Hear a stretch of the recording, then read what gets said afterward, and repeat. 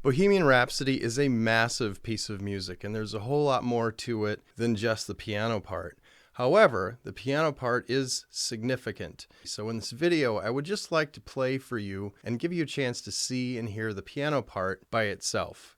The one thing I wanted to mention before I start playing is the opening style that Freddie uses to play the piano introduction. It's very distinctive and very classical sounding. He starts with the B flat major chord, left hand playing a low B flat and the right hand playing the triad, which is very standard and very straightforward.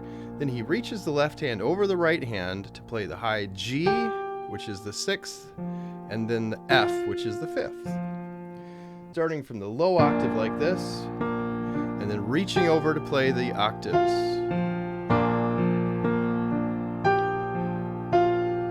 And then he uses that style throughout the whole beginning of the song.